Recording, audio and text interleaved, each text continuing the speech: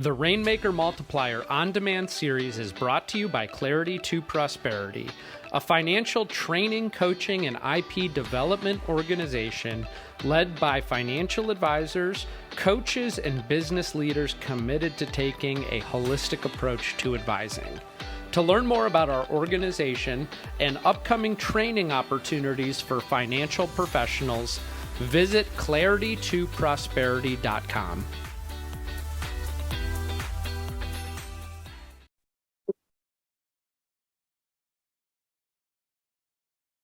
Hello, and welcome to another episode of the Rainmaker Multiplier On Demand. I'm your host, Matt Seitz, and today we're going to share one of our sessions from our recent Mastermind Collegium. This was a fun one, a superhero panel with three of C2P's top advisors who are doing some incredible things on the marketing front.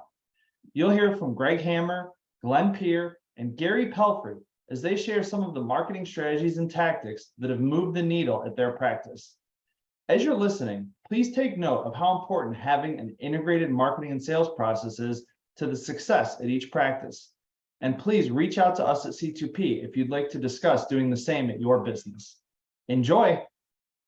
Calling up Glen Pier, CFF and EdSlot Elite IRA Advisor, 15-year advisor specializing in tax management. Thank you, Glen, for joining us. Gary Pelfrey, Medicare expert for J.L. Smith, Director of Business Development, and our Right Fit Call extraordinaire. And Greg Hammer, EdSlot Master Lead Advisor, bachelor's degree in math with a focus on economics from Yale. Thanks for joining us. So I know all three of you, and I'll speak a little bit on behalf of Keith as I thought it was important information for him to share as a different tactic, but trying different things from a marketing perspective. And so I wanted to share with the audience where you're seeing the most success from your marketing and lead generation efforts, and then we'll get into how you're tracking the ROI, things we covered in the brief presentation there. But if you could start with kind of just describing where you're having success right now. So we were fortunate to have Bill Bacharach for the session at the $1 Million Club meeting, and one of the resounding things he says, the principles are not different, right? The principles are the same. And so evaluating the ROI has been consistent. Our best opportunities are the ones we see at the educational events. You know, those have always been the most productive for us. How about you, Gary? Where we're seeing a lot of success is with virtual marketing. What I've noticed in doing a lot of the fit calls from the virtual marketing prospects is, we really find those higher net worth prospects from the virtual marketing because these are generally busy professionals, and that's how we're able to reach them. They don't necessarily have the time to sit down at a workshop. So we find a lot of those higher net worth in the virtual marketing. A lot of our in-person marketing through AFIA and some of the in-person we do on our own is really where we find a lot of that middle of the road, prospect, the 500 to the, $1 million range. So we're having a lot of success in that area. Also having some success with some of our small group events that we've been doing. We've had, our arthritis event, which we had a nice showing there. We've also had one of our Blue Diamond small group dinners at the Marble Room and had a really great turnout there where that existing client is truly an advocate. It really opens the door to those new relationships that we're looking for. And generally those Blue Diamond clients are usually friends with other potential Blue Diamond prospects. So we're getting a ton of success there. And I know that came up yesterday too as well, because I know Jeanette's been doing that very successfully for years. Can you give a little more detail in terms of like the amount of people or how often those are conducted? Yes. And credit to Jeanette and her team, Nikki. They really have been kind of a sounding board for us here at the Avon division of J.L. Smith. And just really kind of building that out. We're doing one of those a month, or at least scheduled for one a month. Generally we want to see the ratio of, 2 advisors the existing client couple, and then 2 invitee couples. So potentially 4 new buying units. Okay. And Glenn, if you wouldn't mind speaking, because I think yours is unique to where a lot of advisors maybe are going towards, but really focusing on the digital side, both with the SEO that you put a lot of focus on, but also on the referral side, since that's somewhat new now to the industry. Yeah, so it was kind of interesting what happened. I had a family tragedy, and my head wasn't in the business right about the time COVID happened, and I stopped all marketing, whatsoever. And my tax practice manager, I can't take credit for any of this, by the way. She came to me in August of 2020 and said, "Hey, I'm gonna get some Google reviews." And I was like, "That's a great idea. You should go do that." And she started calling our very best clients and said, "Hey, would you mind going on Google and give us a 5-star review? And if you want, you can say a few words about it." And she started doing that, and she was like, "Glenn, they've written these really, really amazing things." And I went in there and I read them, and I got scared because they said investments and financial planning flexibility and all this, and I went, "This isn't compliance approved." So I called Ryan in a panic and said, "Ryan, look what happened here." And he goes, "Well, what was your intention?" I said, "She just called him up for tax preparation and tax planning and asked him for a 5-star review." And by the way, I bonused her on this. I said, "Hey, when you get to 50, I'm going to give you this much money." And we've got 67. And that's more than everyone combined. And what's so fascinating about it is in October, and people will read these Google reviews when they search for financial advisor, tax preparation, tax planning, all this, and they'll go into the website and then they'll have an inquiry. "Hey, we want to do financial planning. We want to have someone that does everything, tax, investment." And it was so interesting because when you put that up, about 80% of the people know who they want to do business before you do. My very first one, we got on a Zoom call, and I'll never forget him. He owns a tire shop, and he said, and his wife was there, and he said, "We're going to use you. How do we transfer our money to you?" And it was $700,000. It wasn't like millions or anything. Glenn, we may need you to do a session on how to just do that over and over again. So. Well, no, I'm done. That was all I'm wrapped up in. But it was like amazing. And I've had people say, when you come to these meetings and you go to Ed Slott and everyone's talking about this crazy amount of success they had and they got this, $10 million this, and I haven't had that. It's been more like Joe Salerno, it's like really grinding it out for years and years. And probably since August of 2020 all the way through, I'm certain we brought over, 10 million in AUM. But the thing that's interesting is it didn't cost us anything. And I'm telling you, if you don't have somebody working on that, calling your clients to put that on there, it's a mistake because they just came out of nowhere. My biggest one, I haven't moved the money, all of it. I've only got 1.3 million of it, but they have between 5 and 6 million. And they were searching on the internet. They came in, I talked to them about the tax management journey, and I put them through that process. So get Google referrals, reviews. They work. They really work. And that's the only marketing I've done. And you've seen my production. I mean, I'm not the top of the board or anything, but I have done nothing other than that and referrals. It's great. Thank you for sharing. Greg, if I could bring it back to you, because we were having a conversation earlier where you were sharing, where personally I love, because I love the numbers side of marketing. You were sharing how you're looking at your marketing and you and Colleen are evaluating the numbers behind it and figuring out how do you make smarter decisions about marketing. Do you mind sharing where you started and how you got to with that? Yeah, so I do give a lot of credit to Colleen. She works closely with Matt, but we operate under the EOS, and as we began to look for that marketing person, so one of the things I always talk to Matt about, marketing is probably one of the most critical things in your organization, right? It's where everything gets started. So if you're doing it, do you know your numbers? Do you know how to track the numbers? And really what I'm talking about is not so much the ROI. You need to know the ROI, but we operate under measurables. You know, we know how many new client acquisitions, how many new ideal client acquisitions we need to have to hit our yearly goals, to back up from those yearly goals, down to how many deliver appointments we have to have, down to how many discovery appointments have, and what that relates to fit calls. And if we're not getting the fit calls, what it relates to how many people are in the attendance, right? So this year has been kind of an erratic year. I mean, we had a really, really good last year. I mean, goals of 80 million of new asset. Never really thought that I would get there as an organization.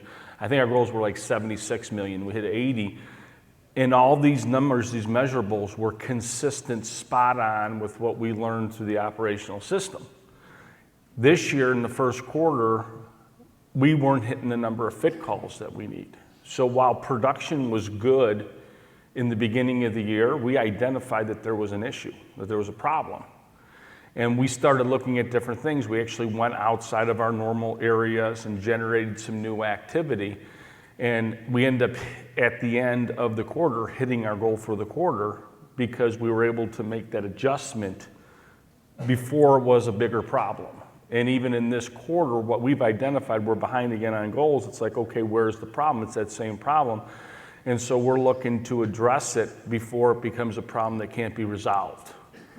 And so that's what I would really encourage you. And they've done a lot of the work. I mean, Colleen's very connected. They have groups that they meet with regularly for the marketing. I know she drives Matt crazy for me in terms of getting time with them, but together and jointly we're creating this better marketing program. And one of the things that we had as an epiphany in our organization, I was always trying to hire the marketing person. Until we defined it as a marketing coordinator, we never really got the right person, because it's not marketing what we're doing in terms of creating content. So if you're trying to hire a marketing person, they're going to believe they're going to be doing the content. You know, they're going to be writing the ad space. They're going to be doing all this stuff. What we do is we use other services. We use C2P. I beg, borrow, and steal from J.L. Smith all the time. Glenn just got put on the list. You know, so I'll be, you know, next week, you know, Colleen, one of the walking orders today will be like, let's get a Zoom call with Glenn and get him on the phone, find out exactly. We're doing some of the Google reviews, but not to the success that he is. And so it's just, what are your numbers is the key. What are your measurables? It's always the 4, 2, 1. What is the 4 that creates the 2 that creates the outcome? And the outcome doesn't happen by mistake. And so that's what I'll encourage you is to go back and find out what it is. We knew going into 4 weeks into this quarter, we're not hitting our measurables. This is going to be a problem again. And sure enough, within 3 weeks, our production tailed. But that's how proactive you have to be with the marketing in terms of just understanding what your 4-2-1 is. And it's different for everybody. But you have to work backwards from your goals and break it down to a weekly measurable that is obtainable or something that you can discuss in meetings to address. And once you have that measurable, you know, we did things, one of the mistakes I made, I don't know if I told you this, is like, you know, a lot of times when things are going well, I stepped away and didn't pay much attention as I feel like I should have been to the marketing, right? And there was a discussion about saturation. I don't believe there's saturation in our area, but I believe the message was not as profound because it's been the same message for too long. You know, so we sat down as a sales team and said, okay, we need to come up with some new content. And I found out about Chat GPT. Yeah. I didn't even know that existed. My team's laughing at me. They've probably been doing this behind the scenes already. But, you know, I'm sitting here trying to create content the old school way, and apparently AI can do it all for you. You just have to give them the right, you know, verbiage or whatever. Tim's going to walk me through that, he promised. So that's what I would just say is, and it goes back to really what was resounding with Bill was dream bigger, but keep it simple. And the principle's still the same. It's about getting in front of the right type of people. And I know that C2P has created a lot of this content, and we continue to evolve it, and we share it. And Gary will attest to it. I've called J.L. Smith many times. I tell Colleen, go get in touch with these individuals and share ideas. In fact, Lisa is going to help us with the chat. What is it? GPT? whatever it is. I got it. He texted it to me so I wouldn't forget. But that's the connection. I don't need to know how to do it. I just need to know the people that can help implement it. No, thank you for sharing all of that. And I guess I'll go back to where you started with knowing the numbers. Hopefully everyone has a scorecard and they're measuring a lot of this stuff. If you don't, reach out to me after, send an email, reach out to anyone on the C2P team. We'll get it to the right place. We'll get a scorecard template in place. We have a lot of the measurables that probably make sense for you. You got to figure out your own numbers, like Greg said. Not everyone's going to have we can give you what to track, but you got to figure out what those numbers are, and we can help you get there. And I want you to know, if you're not doing it, it's okay. You have to start somewhere. I've heard that a lot too, is I'm not tracking it, I don't know where to start, so they put it off. Always got to start somewhere, and so we'll figure out what those are and how to start that. Glenn? Yes, we started working with Matt and Erica because this Google thing was working so good. I'm like, how can we throw gasoline on this? And that's where the whole search engine optimization came from. I think the reviews themselves was just happening organically because they saw that big number and they went, oh, let me read some of these. And they went, wow, these are must be really great people, and came in. So they've been working to move our ranking up farther, that when people put that in, we show up our website address. And she was just sharing with me today that anytime that someone searches for a financial advisor in our area, we're reaching the top of the page 89% of the time. And I think that's huge, because what I wanted to have happen was, I want anyone that searches for something like that in my area, whether it's tax or finance or investment or advisor related, that they would go and read those Google reviews. Because then they're going to call and they're going to make an appointment and be like, hey, we want to work with you. So there's a lot of opportunity there to get help. No, that's great. And Gary, for us over at JL Smith, we're doing a lot of different things from a marketing perspective. Could you maybe speak to, if there is anything, a difference in either like lead quality or sales cycle from different things like a virtual versus the small groups that you mentioned? How did you know what I wanted to talk about? I think it's super important to understand that, there's multiple sources. And each of these sources give us a different ratio, I would say. So it's important to have that mixture in your week. And not simply rely on, one individual source to generate your prospects. So, the importance of that is, one, it helps us in our forecasting. It helps us in our budgeting. And, Rob and, our management team, really do a good job, with that forecasting. And, to give credit to my friend Keith Klesch, who's one of our recently on board marketing team members, he just brings a lot to the table from a lot of the things that, Glenn is referencing, looking at algorithms and, all the things that, make prospecting easier for me. So I think that's really kind of my big, takeaway here that I want to share is, make sure you have a mixture. Don't rely solely on one particular source, because at different times throughout the year, different sources are going to give you different results. Mm-hmm. That's great. Greg, because you're a nonprofit, you're using a FIA, right? Correct. Could you speak to what's made that effective for you? Because I know a lot of others are using a FIA or maybe similar ones like a SOFA. How does your process work going from the AFIA into your sales process? It's funny you should ask that. Really, I don't know. No, I'm just kidding. I think that... Guess we should have planned this better. Yeah, we should have had Colleen up here. She could probably answer a lot better than me. But to Gary's point, I think what is interesting, we talked about hitting a certain area and the misconception of saturation, which I refuse to believe. Again, to me, it's about the content. But we would actually do an AFIA non-for-profit in a certain zip code drop with the 8-digit certain zip code drop. And what we found was the names were not the same. So it just speaks to the fact that people are going to communicate or look and research differently. I would venture to say the Googles are going to be a lot different than if you started mailing again, or if you started doing Facebook marketing again.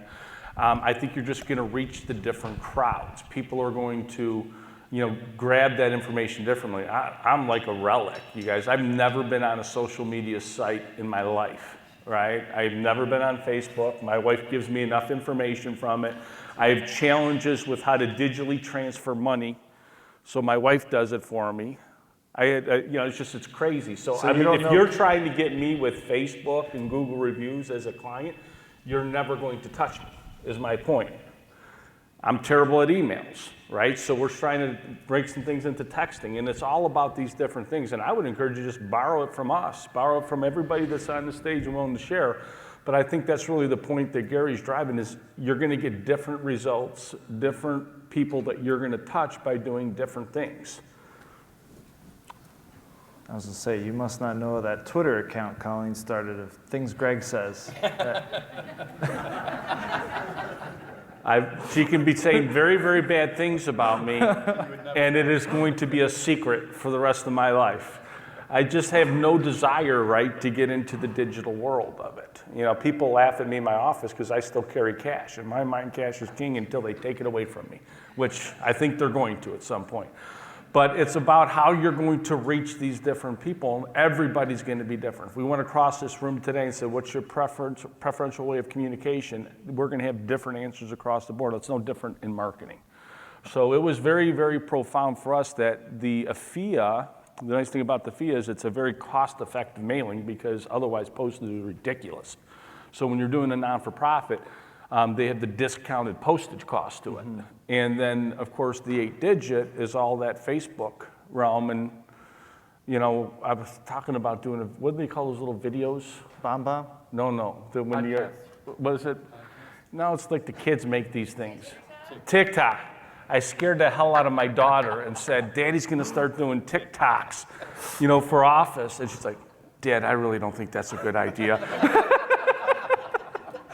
But I might have somebody in my office do the TikTok. Casey has volunteered to do TikTok videos. So I guess that's just the point of it is we're constantly looking to say, what type of messaging are you throwing out there and are we touching different people? And what we've experienced is you do. I just think we let the content get a little stale.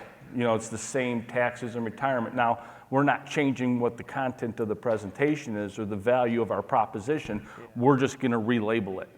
Yeah. Right, and talk about different ways to get people in the seats. It's the timeliness of the content and the ads. Yeah, and Dave pointed this out in our panel yesterday of just we're producing content in different formats for all of you for educational purposes. Like Greg said, it's working the same way with prospects. If they consume things differently, those that are going right to Google and looking things up and for direct mail, and that's one of the things, as I had up there earlier, that Keith Heritage has found very successful is using those direct mail pieces, driving to dinners. The other thing I wanted to share on his behalf, he said he's been having a lot of success with White Glove, and I want to mention that just because they were kind enough as a supporting sponsor for this conference, but he's had success with them. If you have not used them recently this year, they've actually added into their platform that when you use them, they not only have that guarantee, they will handle your follow-up emails and phone calls as part of that. So if you haven't talked to White Glove in a while, it might be worth re-engaging, but that's where Keith had shared he's having some success. Glenn, when those are coming in from there, I guess kind of as we're landing the plane here on this session, but as the conference as a whole, does your marketing to sales process change at all depending on how your leads are coming in, or do you have a consistent process? It's pretty consistent. When they come in from the website, I forward them to Catherine. She's a licensed advisor as well, but she's my assistant, and she calls them all and gathers all the information, and she knows the criteria that we want to work with, and we send them to Fidelity Robo-Advisor or Vanguard Robo-Advisor if they don't work for us, and then she books the first appointment for Jake, for him, and for me. Based on the different criteria, and then we take them through the bucket plan or the tax management journey, depending on their biggest concerns. And I really like Bill's stuff. I'm going to see how I'm going to incorporate that in. And I just wanted to resonate with Greg said, because prior to 2020, we did a lot. I was alternating every month by using a FIA, and then the next month I'd use 8-digit, because what I found was when I used it more than one time, my my response went down, the amount of people in the class. And by alternating it, to your point, it was amazing that, they really do come in different. And, just back to that 80% no, if they find you on Google and they're ready. There's the sales process, they still do it. It's just compressed because they really feel like they know you already and they want to do business. So I've always dreamed, I came from old school where I did dinner seminars every month. And I thought, man, this is the only way I'm getting prospects. Someday I want to have, a more well-rounded marketing plan.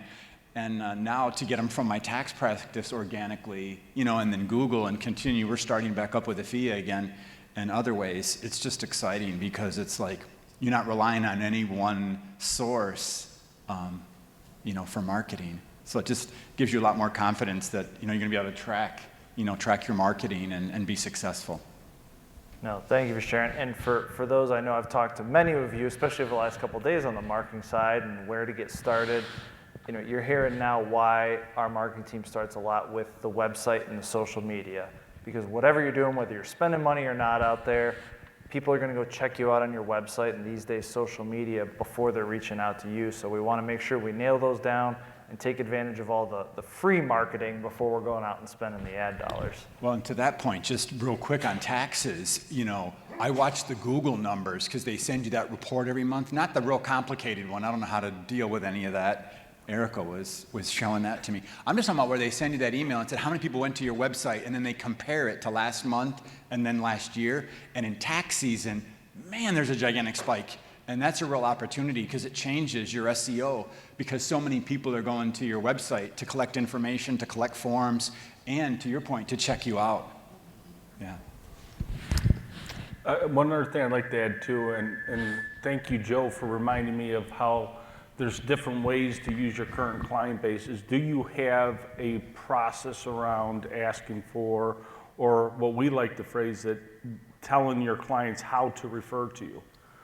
Because that's probably the biggest challenge. I think most of your clients would be great advocates. A third of our production easily comes from referrals, with what we do in it, and it's the most cost effective.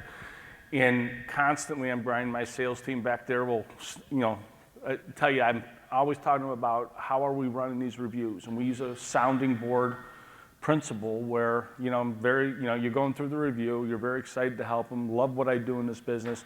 You'll probably come across people in conversation that'll have the same concerns that you had during these times. We talk to them more during volatile markets than we do. I love volatility. When the volatility came out, we were talking to every diamond and ruby client we had because, they wanted to hear from us. And you just simply say, you probably have other people in your life that are important to you.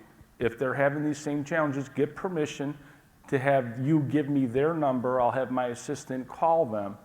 And there's no obligation for them whatsoever to come or become a client, but because they're important to you, we'll answer any of their questions. And you'll get these phone calls. And it's always set up with a fit call that's coming in, just so that we can do it. And most people just want to come. But are you helping your clients understand how they can do that? Are you telling them, this is the simple, I don't want you to explain what I do. No more so than you come get information, bring it home to your spouse, that's why I want your spouse here. All I want you to do is get permission that they allow you to give me their number, and we'll call up and set up a phone call. Simple instructions, and you'll get the referrals. But you got to tell them, because they don't know how to do it.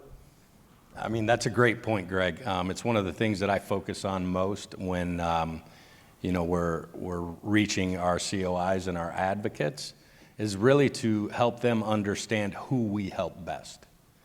All of us here have gotten referrals that maybe weren't the right fit. Sometimes those are the toughest conversations to have because you may have already brought them into the office, right?